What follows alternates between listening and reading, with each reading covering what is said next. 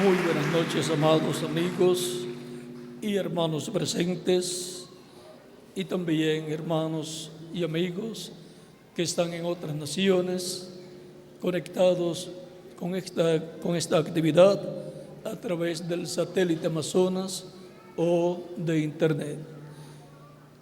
Que las bendiciones de Cristo en el del pacto sean sobre todos ustedes, amados amigos y hermanos, y también todos los ministros presentes y también los que están en otras naciones. En el nombre del Señor Jesucristo, amén. Para esta ocasión leemos un pasaje del capítulo 24 de San Mateo, que es un pasaje profético donde nos dice Cristo en el capítulo 24 de San Mateo,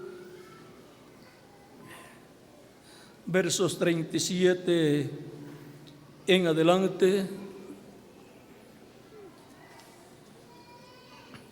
dice: mas como en los días de Noé, así será la venida del Hijo del Hombre.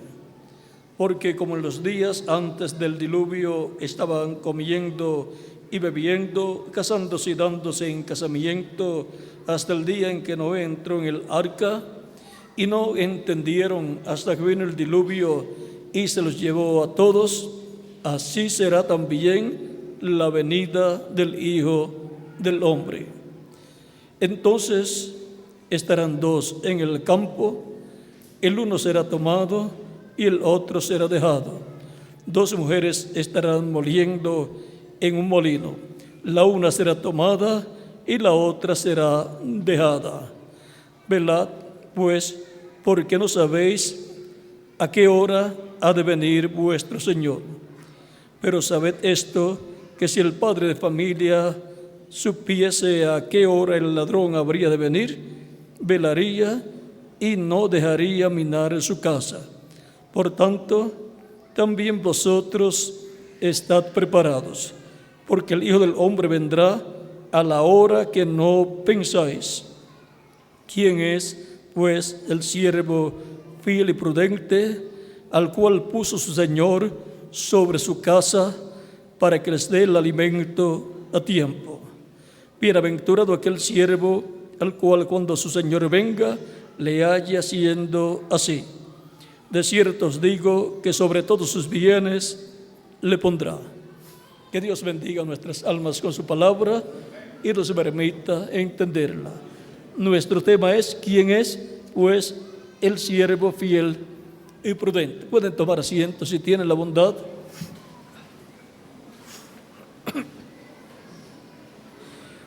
En este pasaje nos habla de la venida del Hijo del Hombre, que será como los días de Noé. También nos habla que será como los días de Lot. Ya eso está en San Lucas.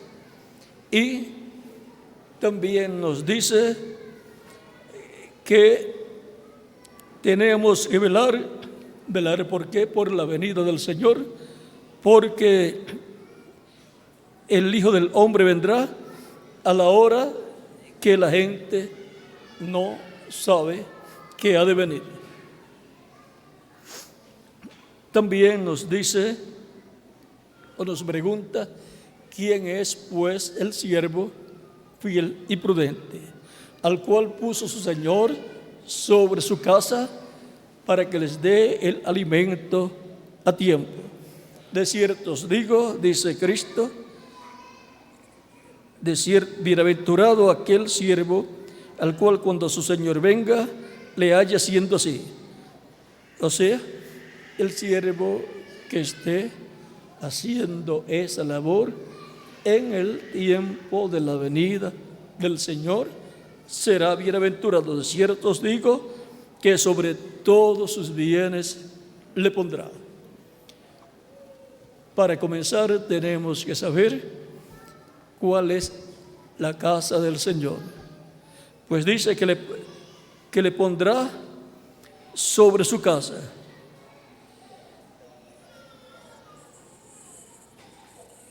al cual puso su Señor sobre su casa. Vamos a ver primero cuál es la casa del Señor, porque todo esto estará ocurriendo en la casa del Señor. Hebreos capítulo 3 tiene la respuesta. Hebreos capítulo 3.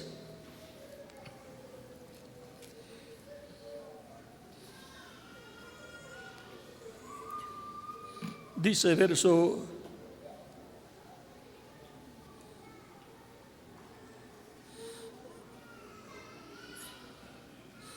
5 en adelante, para no leer mucho, dice: y Moisés a la verdad fue fiel en toda la casa de Dios, como siervo para testimonio de lo que se iba a decir. Pero Cristo como hijo sobre su casa, la cual casa somos nosotros, si retenemos firme hasta el fin la confianza y el gloriarnos en la esperanza. Y ahora la casa del Señor somos nosotros, porque la casa del Señor es la iglesia del Señor Jesucristo. Y en Efesios capítulo 2, San Pablo nos habla también algo muy importante que no podemos dejar pasar por alto para tener más luz acerca de este tema que estamos hablando. Dice capítulo 2, verso 19 al 22, en la carta a los Efesios, así dice San Pablo: así que ya no sois extranjeros ni advenedizos, sino conciudadanos de los santos y miembros de la familia de Dios, edificados sobre el fundamento de los apóstoles y profetas, siendo la principal piedra del ángulo Jesucristo mismo, en quien todo el edificio, bien coordinado, va creciendo para ser un templo santo en el Señor, en quien vosotros también sois juntamente edificados para morada de Dios en el Espíritu. Y ahora aquí, la iglesia del Señor Jesucristo, compuesta por los creyentes en Cristo, es el templo espiritual de Cristo, es la casa de Dios, es la familia de Dios. Casa, familia, descendencia de Dios, miembros de la familia de Dios, hijos e hijas de Dios. Y ahora también nos dice San Pablo en otros pasajes bíblicos de sus cartas a las diferentes congregaciones o iglesias, como a la iglesia de los Corintios, que somos templo de Dios. Y también la iglesia como cuerpo místico de creyentes es un templo de Dios. Vean aquí, 1 Corintios capítulo 3, verso 9 en adelante, dice: porque nosotros somos colaboradores de Dios y vosotros sois labranza de Dios, edificio de Dios. Como edificio de Dios, templo de Dios. Ya el templo de Jerusalén fue destruido y no hay sacrificio allá en Israel, pero hay un templo que está siendo construido y es la iglesia del Señor Jesucristo. Y hay un templo celestial donde Cristo está como sumo sacerdote haciendo intercesión por cada persona que lo recibe como único y suficiente Salvador. Dice: conforme a la gracia de Dios que me ha sido dada, yo como perito arquitecto puse el fundamento y otro edifica encima, pero cada uno mire cómo sobreedifica. Y ahora, como arquitecto, vean ustedes, él estuvo haciendo la labor de parte de Dios, del diseño que Dios le mostraba para su iglesia. Por eso dijo, a unos Dios ha colocado en su iglesia apóstoles, a otros profetas, a otros evangelistas, a otros pastores y a otros maestros. Esos son los ministerios en la iglesia del Señor Jesucristo. Y vean cómo el apóstol San Pablo, con toda esa revelación que recibió de Dios, pudo poner el fundamento como un perito arquitecto en el campo espiritual. Dice, porque nadie puede poner otro fundamento que el que está puesto, el cual es Jesucristo. O sea que la iglesia del Señor está edificada sobre un fundamento seguro, sobre la revelación de Jesucristo. ¿De quién es Jesucristo? Jesucristo es el fundamento. No puede venir otra persona en ninguna de las etapas de la iglesia y entrar al cristianismo y decir, no, Mahoma o Buda es el fundamento. No cabe ahí. Es esa otra religión que funciona aparte, y el fundamento de esa otra religión puede ser Buda o puede ser Mahoma o puede ser otra persona, pero el fundamento del cristianismo es Cristo. Por eso se llama cristianismo, porque Cristo es su fundamento. Y si sobre este fundamento alguno edificare oro, plata, piedras preciosas, madera, heno, hojarasca, la obra de cada uno se hará manifiesta, porque el día la declarará, pues por el fuego será revelada, y la obra de cada uno, cual sea, el fuego la probará. Si permaneciere la obra de alguno que sobreedificó, recibirá recompensa. Si la obra de alguno fuere quemada, él sufrirá pérdida.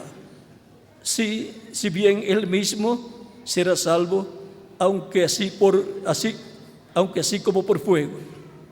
¿No sabéis que sois templo de Dios y que el Espíritu de Dios mora en vosotros? Si alguno destruyere el templo de Dios, Dios le destruirá a él, porque el templo de Dios, el cual sois vosotros, santo es. Y ahora, ahí podemos ver lo grande que es la iglesia del Señor Jesucristo delante de Dios. Es el templo de Dios, en donde Dios mora en el Espíritu Santo.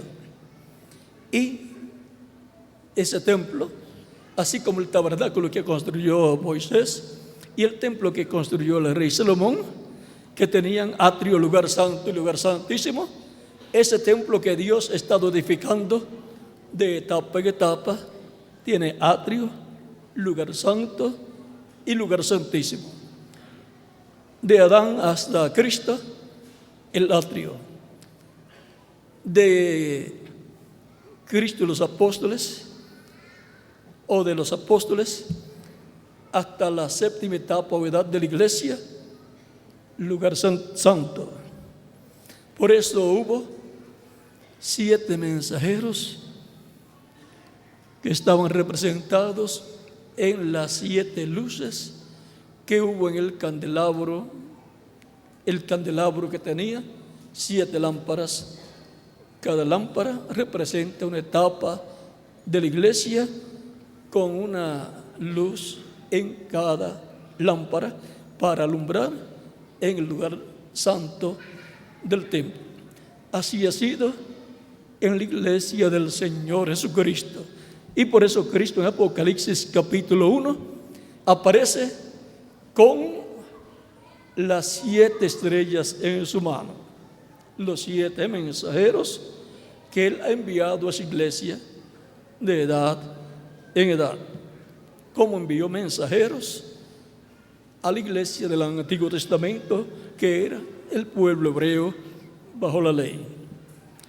Para el Nuevo Testamento Él dijo que enviaría también mensajeros, profetas. Y ahora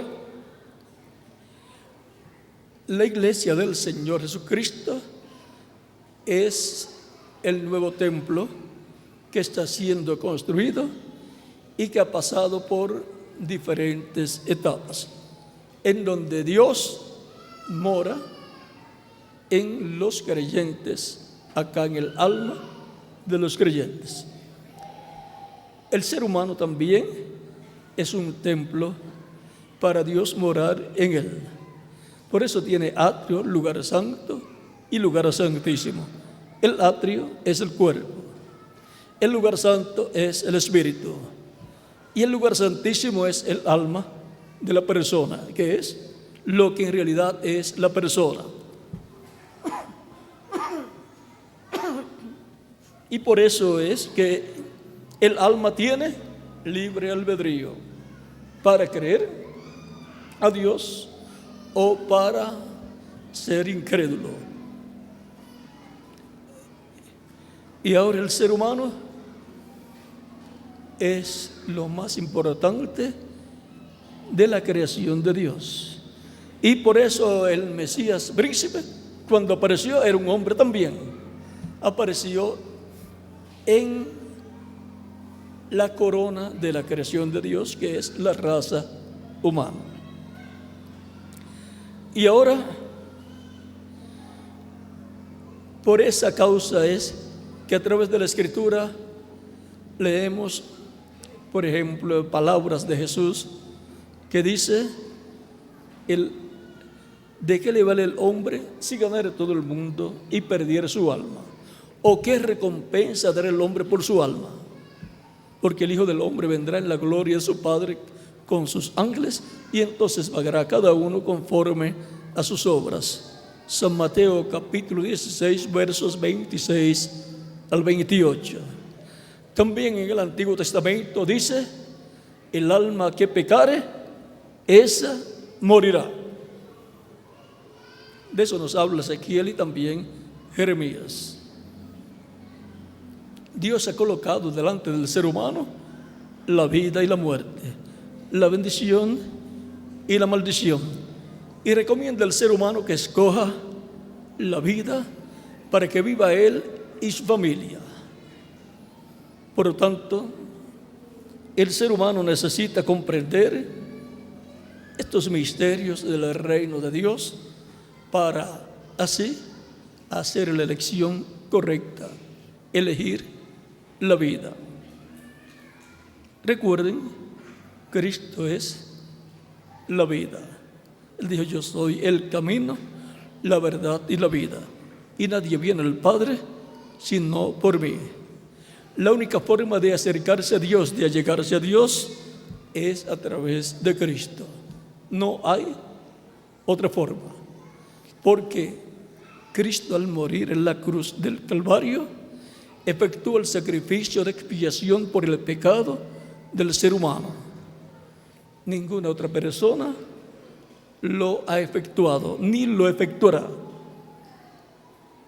En el Antiguo Testamento, el sacrificio de expiación que se efectuaba el día 10 del mes séptimo de cada año, en donde un macho cabrío por Jehová era sacrificado, y el otro macho cabrío que era por Azazel, el sumo sacerdote colocaba sus manos sobre la cabeza de ese macho cabrío que estaba vivo, luego de haber sacrificado el que era para expiación, y colocaba sus manos sobre la cabeza del macho cabrío que estaba vivo, confesaba los pecados del pueblo y lo enviaba al desierto por medio de una persona asignada para ese trabajo, llevando lejos los pecados del pueblo. Ambos representan a Cristo: el macho cabrío que es sacrificado y el macho cabrío que es llevado al desierto. Cristo en su cuerpo físico fue sacrificado, pero Cristo en su cuerpo angelical no fue crucificado, porque el cuerpo angelical de Cristo en el Antiguo Testamento es el ángel del pacto. ese ángel que le aparecía a los profetas del Antiguo Testamento. Y en su cuerpo angelical, él fue al infierno y llevó allá los pecados de todos los que lo recibirían como Salvador. Y los dejó allá al diablo, que fue el originador del diablo, fue el originador del pecado. La Escritura dice que Cristo descendió a las partes más bajas de la tierra. Y vean, fue con un propósito. Y luego también dice que Él tiene las llaves del infierno y de la muerte. Él, cuando fue allá, obtuvo las llaves del infierno y de la muerte.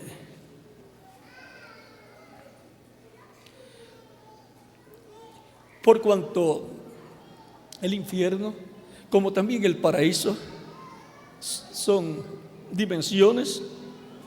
El infierno es la quinta dimensión, el paraíso es la sexta dimensión. Nosotros vivimos acá en la tierra en 3 dimensiones: luz, tiempo y materia. La séptima dimensión es la dimensión de Dios, donde mora Dios. Y la cuarta dimensión es la dimensión de las ondas, a través de las cuales se transmiten los programas de radio, de televisión, comunicaciones y así por el estilo. Hay 7 dimensiones. Ahora, vean aquí, por eso también los profetas veían a los ángeles algunas veces que estaban caminando. Por ejemplo, Eliseo veía el monte lleno de ángeles, carros de fuego con ángeles, y el siervo de Eliseo no veía nada. Y entonces oró Eliseo a Dios para que le abriera los ojos, y vio el monte lleno de carros de fuego y hombres o seres en carros de fuego. Es que hay otra dimensión, y esa dimensión está aquí con nosotros, como la dimensión cuarta, la de las ondas, está aquí con nosotros.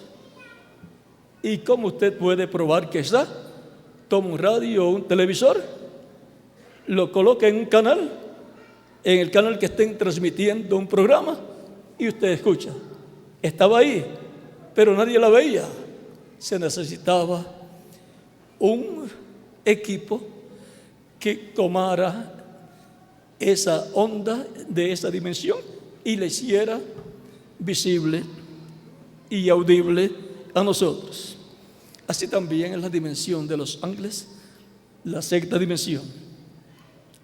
Por eso, en el Antiguo Testamento aparecen ángeles hablando con Abraham, comiendo con Abraham.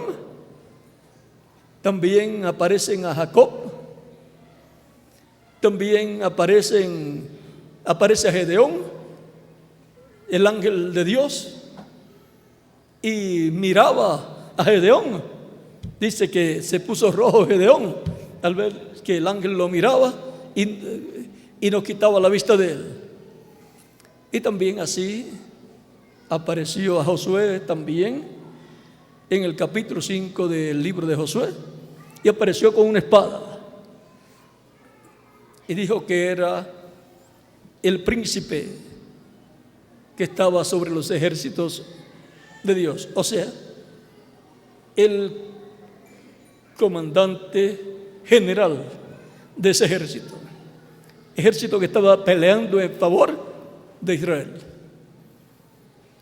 Algunas naciones no saben que de parte de Dios está el ángel o arcángel Miguel con su ejército, y que lucha a favor de Israel cuando Israel está comportándose bien.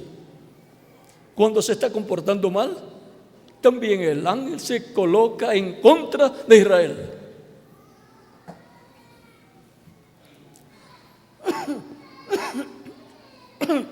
Muchas naciones quisieran tener un ángel como ese, con un ejército poderoso.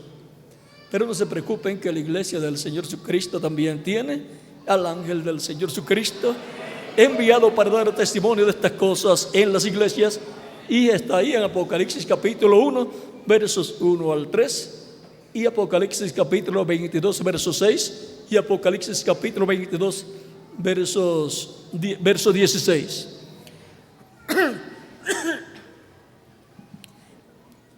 Para el pueblo de Dios, vean ustedes, hay ángeles ministradores enviados de parte de Dios para los que serán herederos de salvación. Eso lo dice San Pablo, conocedor de estos misterios del reino de Dios. Dice capítulo 1, verso 14 de Hebreos: ¿no son todos espíritus ministradores enviados para servicio a favor de los que serán herederos de la salvación? Espíritus ministradores. Un espíritu es un cuerpo de otra dimensión. Espíritus ministradores son enviados a la iglesia del Señor Jesucristo, pues ellos son los herederos de salvación por medio de Cristo, el cual vino a buscar y a salvar lo que se había perdido. San Lucas capítulo 19, verso 10. Y ahora tenemos también el ángel que tiene el acceso al libro de la verdad y por consiguiente conoce todas las cosas que han de suceder, el cual le apareció al profeta Daniel y le habló y le dijo a Daniel: yo te mostraré lo que está escrito en el libro de la verdad. Encontramos que ese ángel le muestra a Daniel las cosas que han de suceder. Por eso el libro del profeta Daniel es paralelo al libro del Apocalipsis, juntamente con el libro de Zacarías y también parte de Ezequiel, donde ven ángeles, seres de otra dimensión, trabajando. Y ahora el ángel que le aparece a Daniel es un ángel que también pelea. Dice que estuvo peleando contra el príncipe de Persia. Y luego dice: y luego vendrá el príncipe de Grecia. Y dice: nadie me ayudó sino Miguel, vuestro príncipe. O sea que tiene que ver con los cambios del reino de los gentiles, el ángel Gabriel. Porque tiene que ver con los gentiles el ángel o arcángel Gabriel. Y es el que tiene acceso al libro de la verdad, el libro que contiene todo lo que ha de suceder en medio de la raza humana. Ese es el ángel, por ejemplo, que apareció en una ocasión a un hombre ya anciano, un sacerdote llamado Zacarías, en el capítulo 1 de San Lucas, el cual estaba casado y su esposa ya estaba avanzada en edad y no habían tenido niños. Era estéril. Y había orado a Dios y había esperado y ya estaban ancianos. Pero no dice la Escritura que había dejado de creer. Luego, el ángel le dice que va a tener un niño él a través de su esposa Elizabeth, y será grande delante de Dios, y será profeta de Dios, y será el que vendrá para convertir el corazón de los padres a los hijos, y vendrá con el poder y el espíritu de Elías. No será Elías literal, sino otro hombre, pero con el mismo ministerio, siendo operado por el Espíritu Santo. Cuando Dios promete la venida de un profeta que ya vino en el pasado, es la venida de ese ministerio operado por el Espíritu Santo en otro hombre. Por eso vean, Elías Tisbita.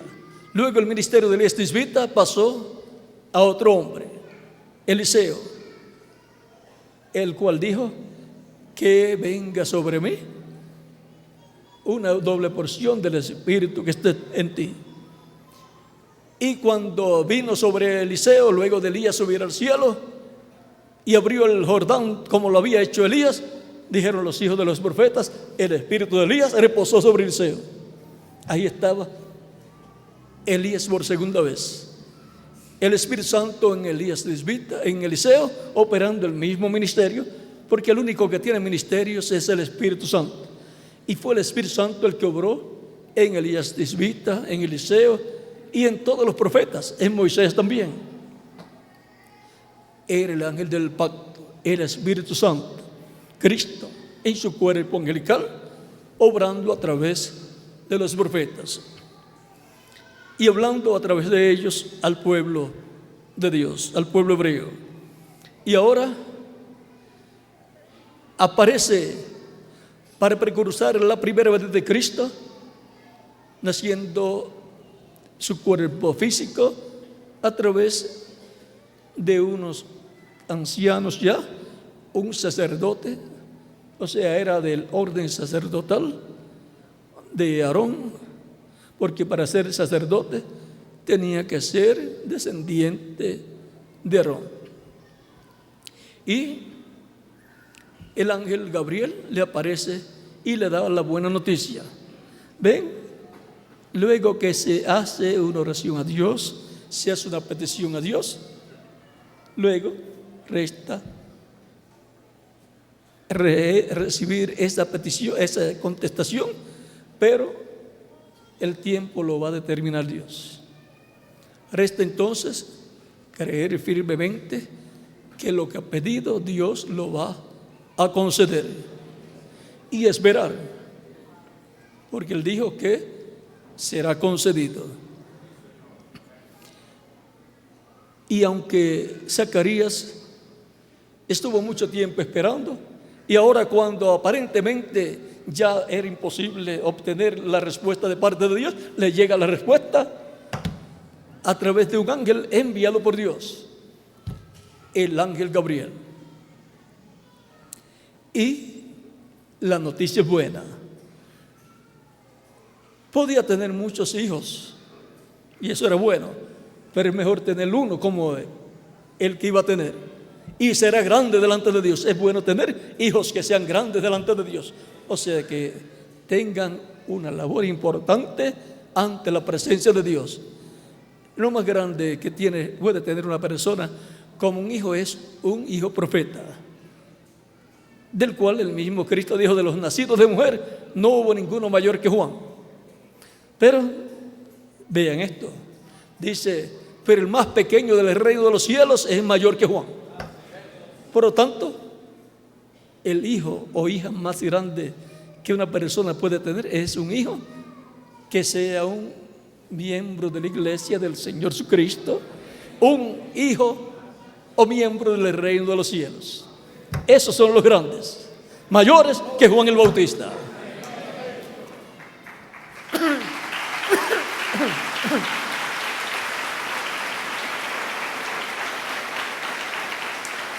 Esos no solamente son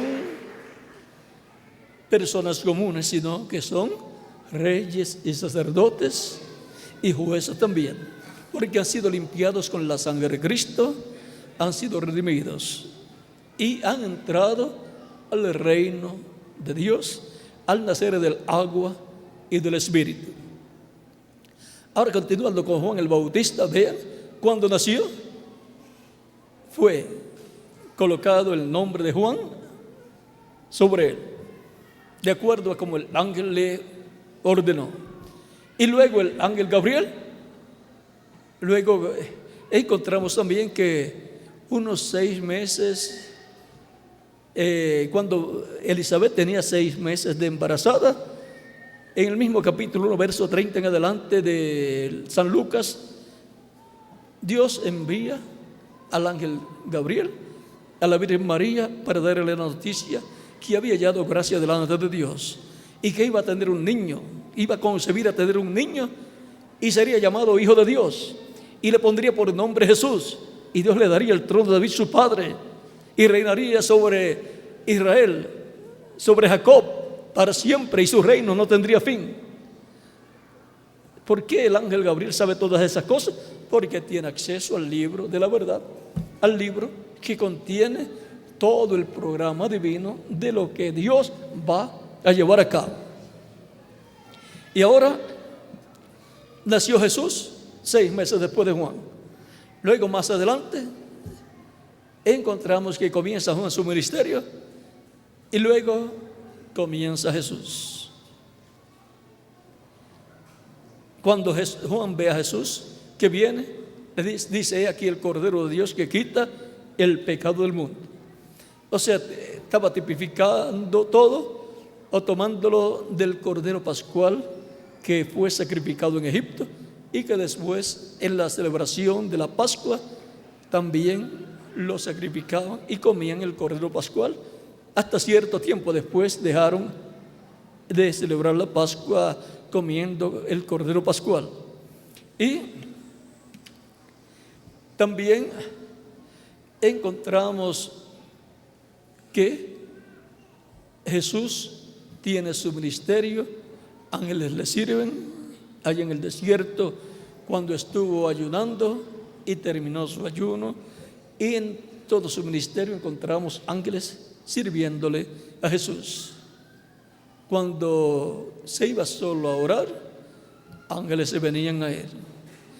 Cuando estuvo en el Getsemaní orando, ángeles le fortalecían.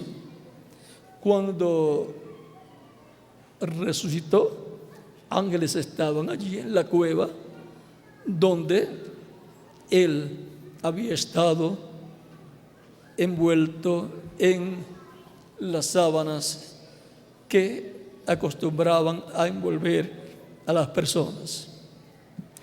Siempre ángeles de Dios han estado acompañando todo el programa divino que se ha ido desarrollando en todos los tiempos.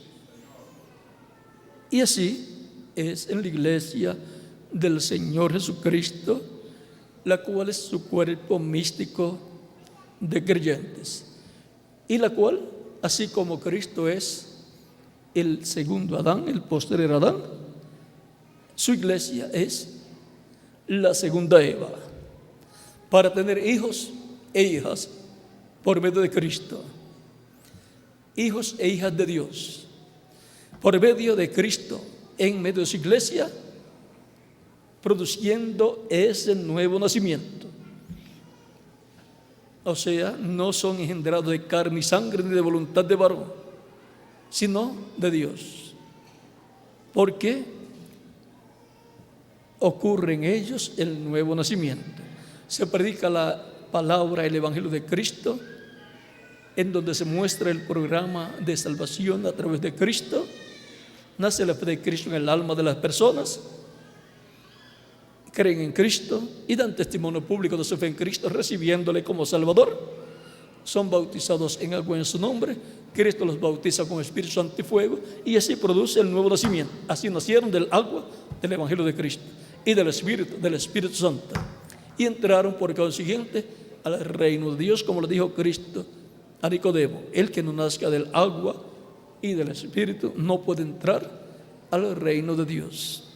Todos queremos entrar al reino, y vean lo sencillo que es. Y ahora,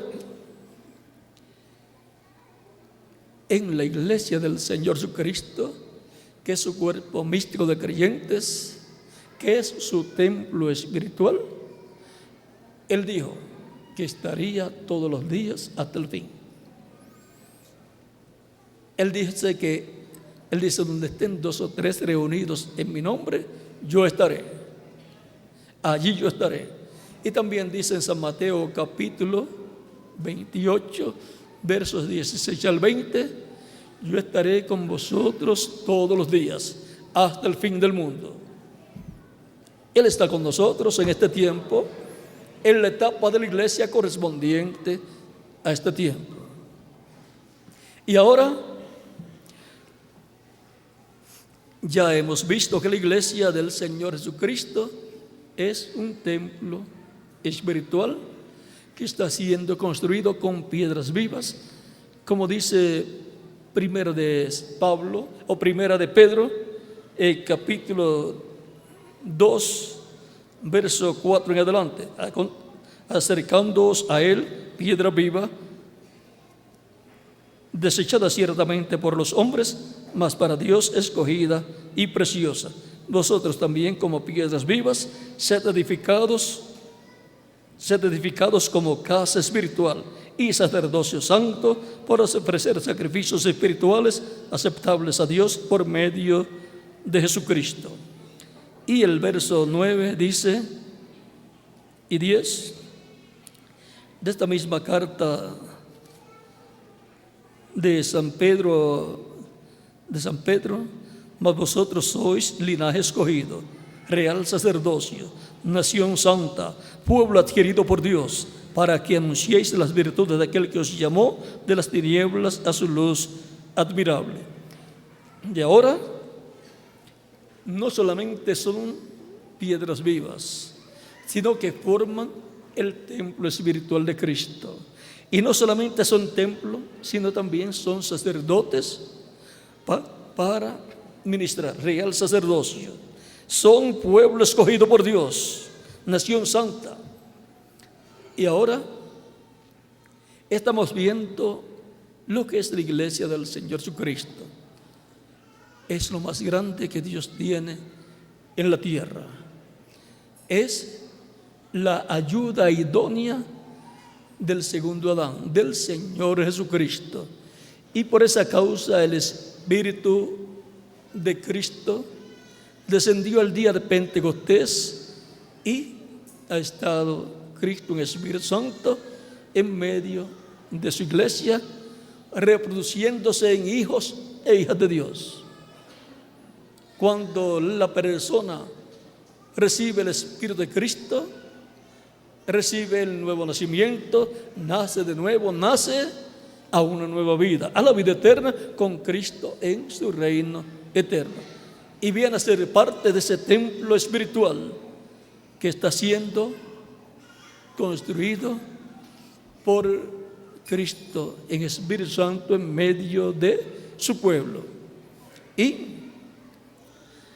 como individuos son también un templo espiritual para Dios morar acá en el alma de cada creyente en Cristo. Y ahora podemos ver cuál es la casa de Dios, en donde Dios coloca al siervo fiel y prudente. En la misma forma en que Dios colocó a su Hijo Jesucristo en su casa, como dice San Pablo en Hebreos capítulo 3. Pero Cristo como Hijo sobre su casa, la cual casa somos nosotros. Si retenemos firme hasta el fin la confianza y el gloriarnos en la esperanza.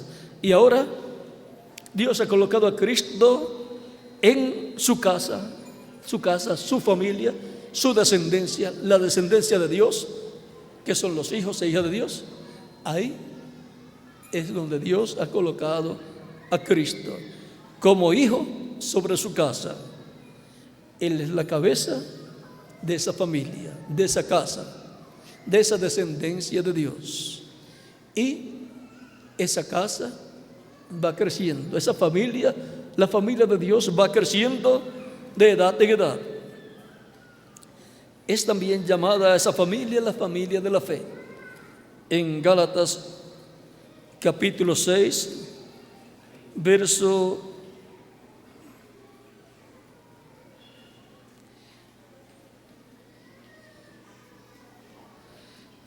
en Gálatas el apóstol Pablo dice, capítulo 6, verso 10, así que según tengamos oportunidad, hagamos bien a todos y mayormente a los de la familia de la fe. La casa de Dios, la familia de Dios, la descendencia de Dios. Por eso es que llamamos a Dios Padre nuestro, porque Él es nuestro Padre. Si no fuéramos hijos de Dios, no podíamos llamar a Dios Padre nuestro. Somos simiente de Dios, la buena simiente, los hijos del reino. Y así como Jesucristo es el Hijo de Dios, el primogénito, el primero y el unigénito. Y parece que hay un contraste ahí, hay aparentemente una contradicción, porque si es el unigénito, entonces el primogénito no lo puede ser. Si es el unigénito, es el único, el primero y el último. Pero si es el primogénito, hay más hermanos. Pero ¿cómo puede ser que haya más hermanos que vengan a la familia de Dios y Jesucristo es el primogénito y también es el unigénito? Porque vienen a través del unigénito, a través de Cristo. Por medio del nuevo nacimiento, nacen en la iglesia del Señor Jesucristo. Como en una planta de trigo que viene de un grano de trigo, luego nacen muchos granos de trigo en la planta de trigo, porque la vida del grano de trigo que fue sembrado y murió está en la planta de trigo, reproduciéndose en muchos granos de trigo. Y la vida de Cristo, el cual murió en la cruz del Calvario, ahora está en su iglesia, que es la planta de trigo, reproduciéndose muchos hijos e hijas de Dios.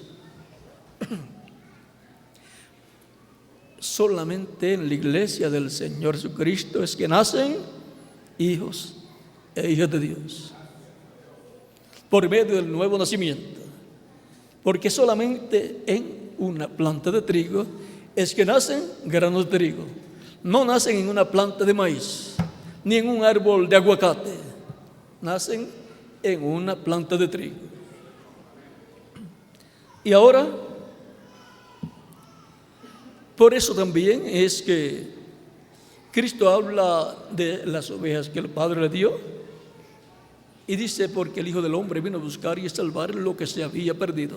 San Lucas 19, verso 10. Esas son personas, almas de Dios, las ovejas de Dios que le fueron dadas a Cristo para que las busque y les dé vida eterna. Esas personas tienen sus nombres escritos en el cielo, en el libro de la vida del Cordero, inscritos en el cielo, como dice San Pablo en Hebreos capítulo 12, versos 21 al 24. Y ahora, así como Jesucristo vino de Dios, también cada uno de los creyentes en Cristo nacidos de nuevo ha venido de Dios. Y hay personas que ni saben que han venido a Dios, pero cuando escuchan la predicación del Evangelio de Cristo, nace la fe de Cristo en su alma. ¿Y qué sucede? Es que están escuchando la voz de Cristo, el buen pastor, porque Él dijo, mis ovejas oyen mi voz y me siguen, y yo las conozco y yo les doy vida eterna. Para eso fue que Él ordenó predicar el Evangelio a toda criatura y dijo, y el que creyere y fuere bautizado será salvo, mas el que no creyere será condenado. Tan simple como eso. Y también eso fue en San Marcos capítulo 16, versos 15 al 16, y lo de las ovejas está en San Juan capítulo 10, versos 14 al 30.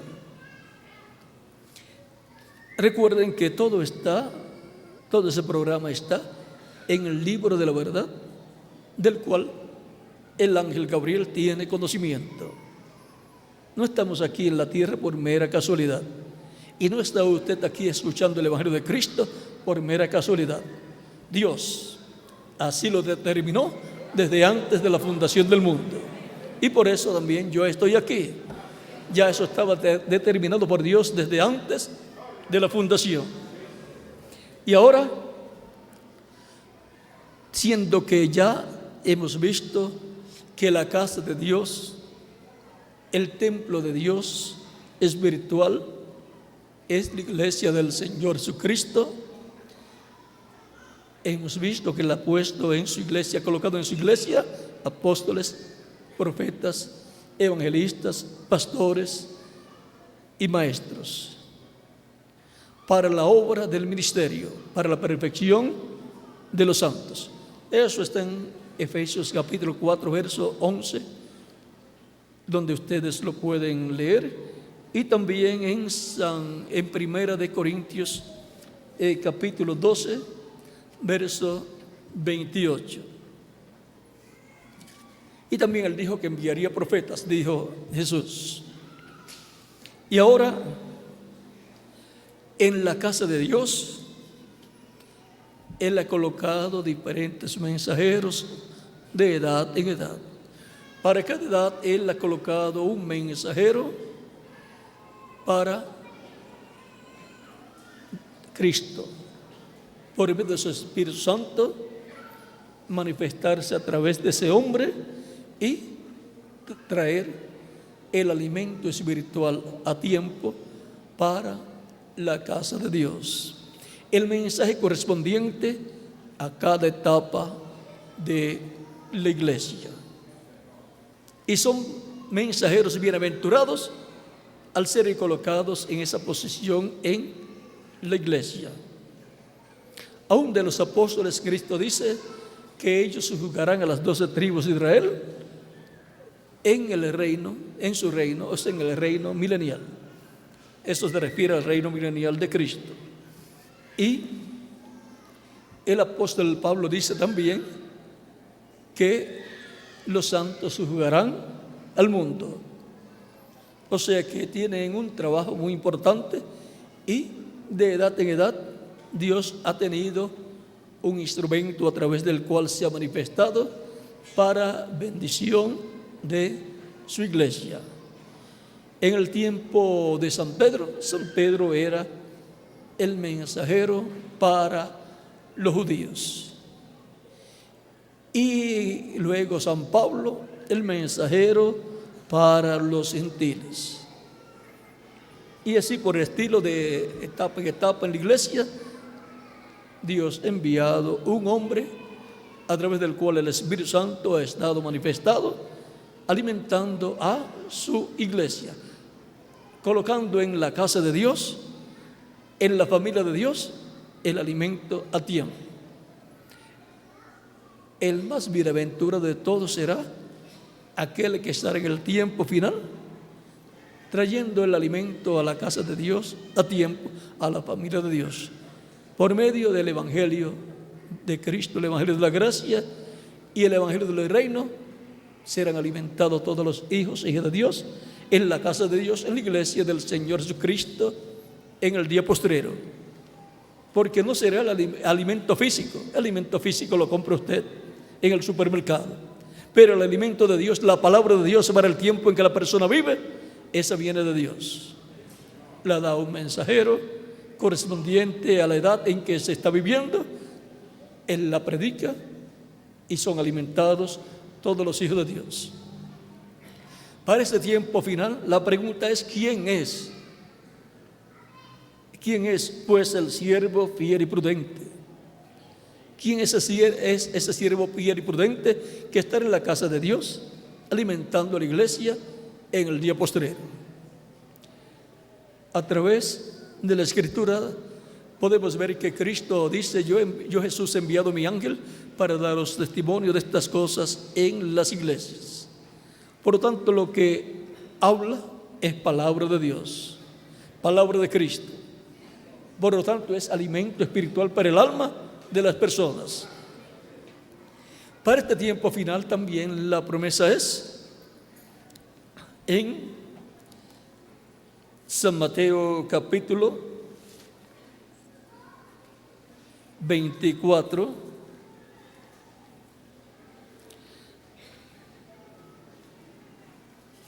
verso 14. Y será predicado este evangelio del reino en todo el mundo para testimonio a todas las naciones, y entonces vendrá el fin. Muchas personas no saben lo que es la predicación del Evangelio del Reino. Hemos tenido 2000 años de predicación del Evangelio de la Gracia, en donde se presenta a Cristo como el único y suficiente Salvador. Y en los días de Jesús, Juan el Bautista y Jesús predicaban el Evangelio del Reino. San Mateo capítulo 4, verso 17 y capítulo 4, verso 23. Muchos predicadores han tratado de convertir al pueblo hebreo a Cristo, pero el pueblo hebreo como nación no puede ser convertido a Cristo en la dispensación de la gracia. Es más, si una persona visita a algún judío en su hogar o se mete en medio de las comunidades judías a evangelizar, llaman por teléfono a la policía y se lo llevan preso.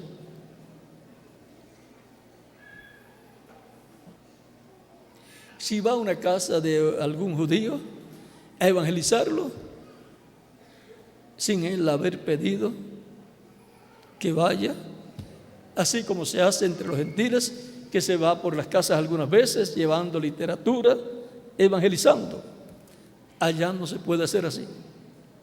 Ahora, si uno tiene una actividad pública y ellos van, ya eso es diferente. Pero ir a ellos, a sus casas, a evangelizarlos o ir por las calles evangelizándolos, eso está prohibido. Ahora, Israel como nación, vean, no ha recibido el Evangelio de Cristo, aunque muchos judíos sí han recibido a Cristo y han entrado al cristianismo, lo cual está correcto. Pero el pueblo hebreo como nación, no. Ellos han permanecido bajo la ley. Ellos serán llamados con la predicación del Evangelio del Reino, como nación. Por eso cuando Jesús predicaba el Evangelio del Reino, Juan el Bautista también. Y por eso le preguntan a Jesús en el libro de los Hechos, capítulo 1, antes de subir al cielo, le preguntan: Señor, ¿restaurarás tú el reino de Israel en este tiempo? Y le dicen: no toca a vosotros conocer los tiempos y las sazones que el Padre puso en su sola potestad. Para aquel tiempo no era necesario conocer cuándo sería el tiempo, porque si le dice el Señor de aquí a 2000 años,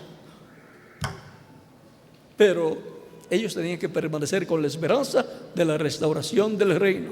Y la restauración del reino es la restauración del reino de Dios en la tierra, del cual Cristo dijo que orando pidieran la venida del reino de Dios. Venga tu reino, hágase tu voluntad como en el cielo, también en la tierra. ¿Y qué es el reino de Dios en la tierra? El reino de David. Por eso se habla en San Lucas capítulo 1, el ángel Gabriel le dice a María que el hijo que va a tener, que se llamará Jesús, dice: Dios le dará el trono de ¿quién? De David, su padre, y reinará sobre la casa de Israel para siempre, y su reino no tendrá fin. Esto será la restauración del reino de Dios en la tierra. En Primera de Crónicas capítulo 28 versos 4 en adelante y Crónicas capítulo 29 versos 21 en adelante, cuando Salomón, el hijo de David, fue coronado, investido como rey, cuando colocaron la investidura sobre Salomón por segunda vez, dice que se sentó en el trono de David, su padre. También dice que se sentó en el trono de Jehová, de Dios, sobre Israel. Y también dice que se sentó en el trono del reino de Dios. El trono de Dios en la tierra es el trono de David. El reino de Dios en la tierra es el reino de David. Por eso se habla tanto en las escrituras del Antiguo Testamento y del Nuevo de la restauración del reino de Dios, del reino de David en la tierra. Y el heredero de ese reino es el Mesías príncipe. Y ahora Cristo tenía que morir en su primera venida. La primera venida del Mesías tenía que ser de esa forma. Y gracias a Dios que así sucedió. ¿Por qué? Se llevó a cabo el sacrificio de expiación por el pecado mío y de todos los seres humanos. Si no moría, no había sacrificio por el pecado. Y ahora tenemos la promesa de la restauración de ese reino para el día postrero. ¿Y qué es el día postrero? El séptimo milenio de Adán hacia acá. Tan simple como eso. O tercer milenio de Cristo hacia acá. Los días postreros son los 3 milenios postreros: quinto milenio, sexto milenio y séptimo milenio. El día postrero, séptimo milenio, que conforme al calendario gregoriano ya comenzó y tenemos ya 8 años dentro de ese séptimo milenio, o sea, dentro de ese día postrero, contando el tiempo con el calendario gregoriano. Si lo contamos con el calendario hebreo, ya hay una variación. Ahora, en la misma forma en que Dios obró con Cristo, Cristo obrará con el siervo fiel y prudente. Si lo va a sentar o si le va, dice, si le va a poner sobre todos sus bienes, va a ser, vamos a decir en términos nuestros, el primer ministro de su reino, el administrador, como fue José en Egipto. Fue el administrador de Egipto en el tiempo del faraón. Y por consiguiente va a ser el segundo en el reino del Mesías. Cuando Cristo ascendió al cielo, subió al cielo, se sentó a la diestra de Dios. Él mismo lo dijo que así iba a suceder. Y todo poder le fue dado en el cielo y en la tierra. Él es el que está administrando todo el reino de Dios, celestial y terrenal. O sea, todo el reino de Dios, todo poder le ha sido dado en el cielo y en la tierra. Él es el administrador de toda la creación. Todas las cosas le fueron dadas a Él. ¿Pero qué? ¿El Padre se quedó sin nada? No, el Padre está dentro de Él, no hay problema. El Padre a través de Él está llevando a cabo todas esas cosas. Así como obró el Padre a través de Jesús aquí en la tierra, de lo cual Cristo decía, yo no hago nada sino lo que yo veo hacer el Padre. Y también decía que Él no era el que obraba, que era el Padre en Él. El Padre, y decía el Padre, mayores que yo. Y ahora vamos a ver alguna promesa aquí de Cristo. Miren, aquí dice en San Juan, en Apocalipsis capítulo 2, versos 26 en adelante, dice: al que venciere y guardare mis obras hasta el fin, yo le daré autoridad sobre las naciones. Eso es paralelo a la parábola de las minas, donde dará ciudades para reinar sobre ellas, y las regirá con vara de hierro, y serán quebrantadas como vasos del alfarero, como yo también la he recibido de mi Padre. Y ahora Cristo aquí está prometiendo algo igual a como Él lo recibió del Padre. Él recibió del Padre toda autoridad en el cielo y en la tierra, y ahora va a dar autoridad en la tierra al vencedor. Luego, en Apocalipsis capítulo 3, verso 21 dice: al que venciere, le daré que se siente conmigo en mi trono, así como yo he vencido y me he sentado con mi Padre en su trono. Cristo venció y se sentó con el Padre en su trono en el cielo. Y ahora Cristo promete al vencedor sentarlo con él en su trono. El trono del Padre está en el cielo. El trono de Jesucristo es en la tierra, el trono de David, donde se sentará el Hijo del Hombre para gobernar. Pero aquí dice que le dará al vencedor que se siente con él en su trono. Y en la misma forma que Cristo se sentó con el Padre en su trono, le va a dar autoridad para que se siente con él en su trono. Y por eso es que va a recibir esa autoridad. El vencedor, que será el siervo fiel y prudente, recibirá autoridad sobre todas las naciones. Será el primer ministro del reino con Cristo. Será el administrador. Por eso dice que le pondrá sobre todos sus bienes. Y si él lo dice, así tiene que hacerlo. Y no porque humanamente él quiera, sino porque ese es el programa de Dios. Y él lo que hace es cumplir el programa divino. Aquí la bendición grande es cuando su Señor venga. Al que lo hallare, al que hallare, sí,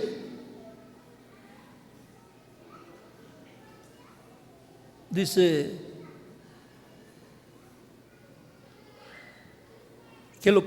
que lo pondrá sobre todos sus bienes. Por lo tanto, esa bendición le va a tocar a alguna persona, algún ministro, algún mensajero del cristianismo, y tiene que ser para el último mensajero que Dios tenga en medio del cristianismo, el cual tendrá que ver con la iglesia y también con el pueblo hebreo. Y por eso es que también el poder que es visto en Elías y en Moisés, el Espíritu Santo lo va a operar en ese mensajero, porque va a ser colocado sobre todos los bienes del Señor, para lo cual pues tiene que sentarse en el trono con él, en el trono de David.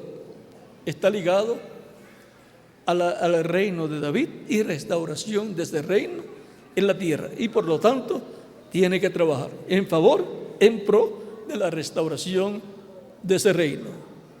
Él tendrá la bendición de que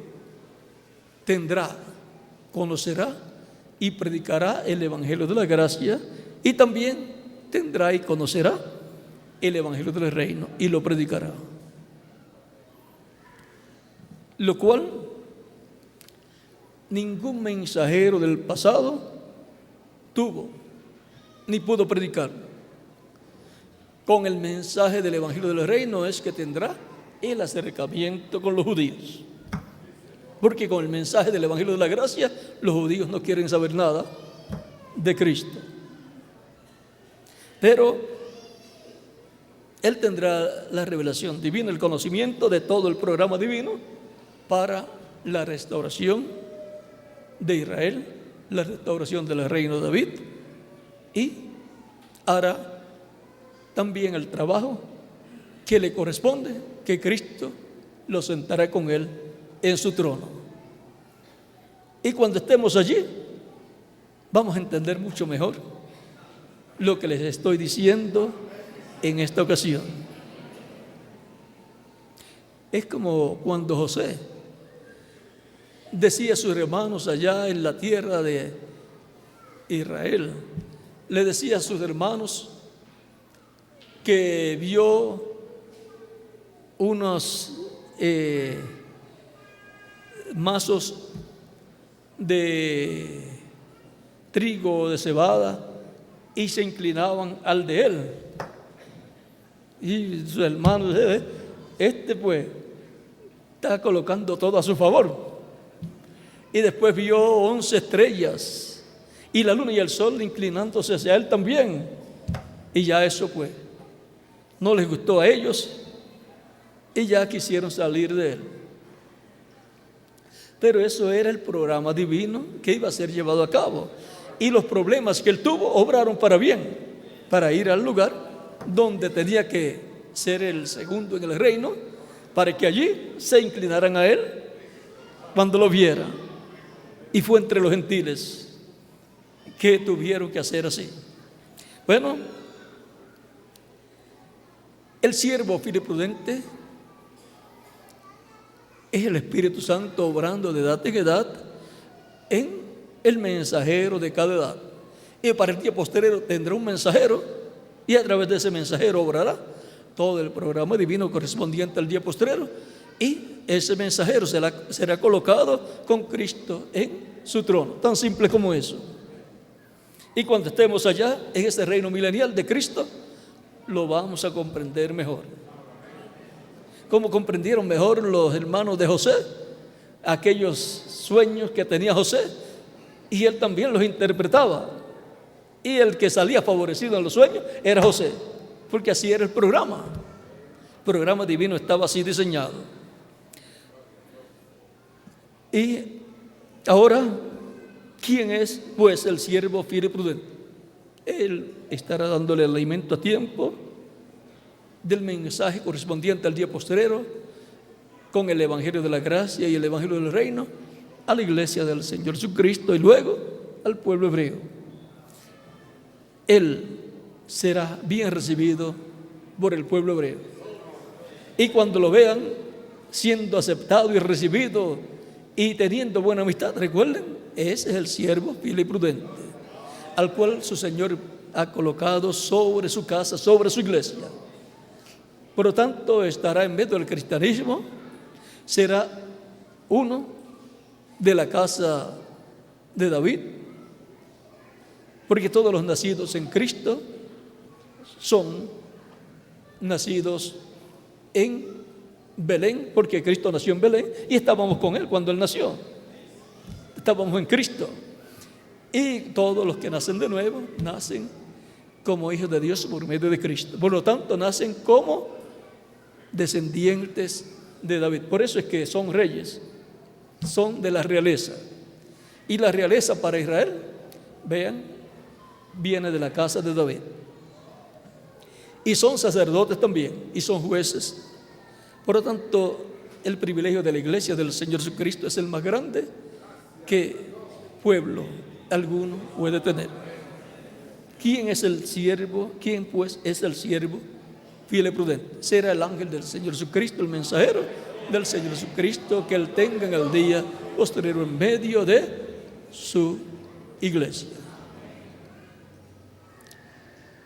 Él estará también con el mensaje que llama y junta a los escogidos del día postrero de entre los gentiles y luego de entre los hebreos.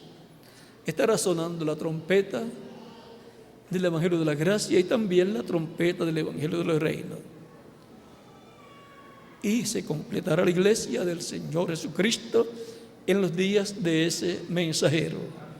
Y Cristo saldrá del trono del Padre, tomará el título de propiedad del libro de los 7 sellos, lo abrirá en el cielo y hará su obra de reclamo. Ya estará como león de la tribu de Judá, como rey de reyes y señor de señores en su obra de reclamo. Él tiene grandes bendiciones para ustedes y para mí también. Y en su reino seremos reyes, estaremos como reyes y como sacerdotes y jueces, disfrutando las bendiciones de ese reino glorioso que será establecido en este planeta Tierra. Que Dios les bendiga y les guarde y continúen pasando una noche feliz, llena de las bendiciones de Jesucristo, nuestro Salvador.